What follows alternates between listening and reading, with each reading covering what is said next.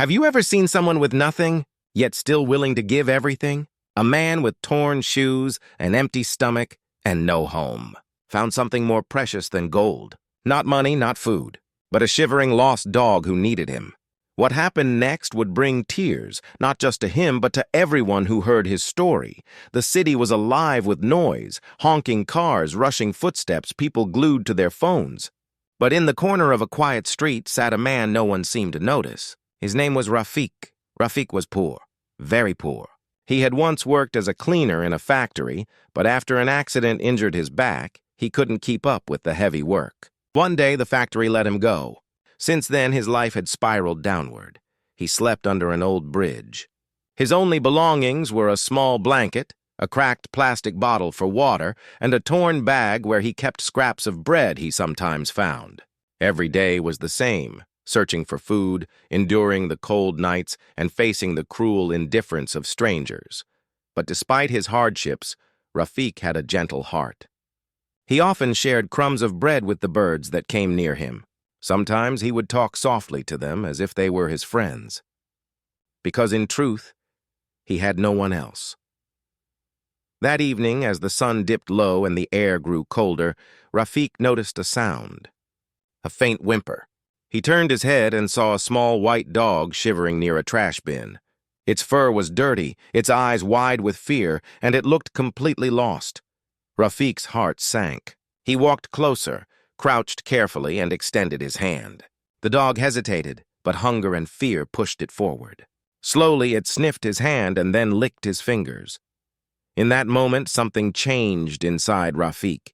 He forgot about his own hunger, his own pain. All he saw was another soul, just as abandoned as he was. He reached into his bag and pulled out the last piece of bread he had saved for the night. He tore it in half, giving one part to the dog and keeping the smaller piece for himself. As the little creature wagged its tail and ate, Rafik smiled for the first time in days. He wrapped the dog in his thin blanket, holding it close to his chest. "Don't worry," he whispered. "You're not alone anymore." That night under the bridge, Rafik and the dog slept side by side. For the first time in a long time, he didn't feel completely alone. The next morning, Rafik walked through the streets with the dog by his side. He didn't know where to take it, but he knew he couldn't let it suffer alone. People stared. Some pointed. Others muttered cruel words. "Look at that beggar, he can't even feed himself, and now he's carrying a dog?" What a joke. He probably just picked it up to beg for more money. Every word cut deep, but Rafik stayed silent. He wasn't holding the dog for pity. He was holding it because he understood its loneliness. As hours passed, the dog grew weaker. It needed real food and water, things Rafik couldn't provide. He felt helpless. His pockets were empty. His stomach growled, but he ignored it. Finally, outside a bakery, Rafik sat with the dog. The warm smell of fresh bread filled the air. His eyes stung with tears. He remembered when he could afford even the smallest piece of bread. Now even that felt impossible. The bakery owner came outside, frowning. "Move away! You're scaring customers." Rafik tried to explain. "Please, sir. Not for me, but for the dog. It's hungry." But the man shook his head and walked back inside. Rafik looked down at the trembling animal in his arms. Guilt filled his chest. He whispered, "I'm sorry, my friend. I wish I could do more." Just then, he noticed a poster stuck to a nearby pole.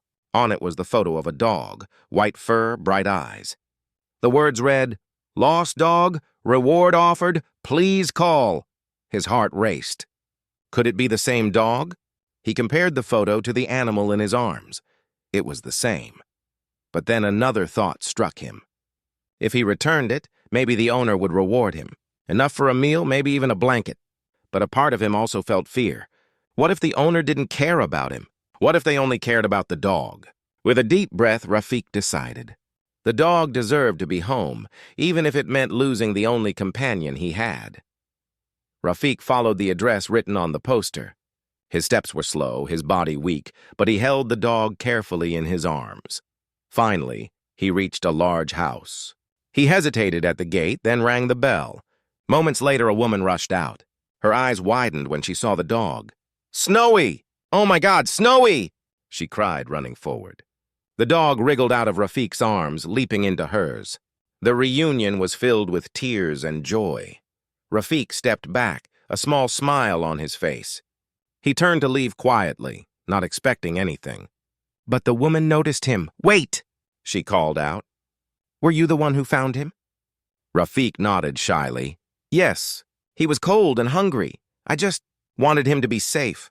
Her eyes filled with gratitude. "Do you know how many days I've been searching for him? He's like family to me." She looked at Rafiq's worn clothes, his tired eyes. "And you?" "You took care of him even when you had nothing." Tears rolled down her cheeks. She stepped forward, holding his hands. "Thank you. You saved not just my dog, you saved my heart." Then she surprised him. She invited him inside, offered him food, water, and warmth. Rafiq ate slowly, his eyes welling with tears at every bite. Before he left, the woman pressed something into his hand. It wasn't just money. It was enough to change his life. But more than the money, it was her words that broke him. "You are not invisible. You are kind. And people like you deserve better." For the first time in years, Rafiq cried openly, not from pain, but from hope. Kindness has no price tag. Even the poorest heart can give the richest gift. Rafiq saved a dog, but in truth, the dog saved him too. Sometimes one act of compassion can change two lives at once, because kindness always comes back.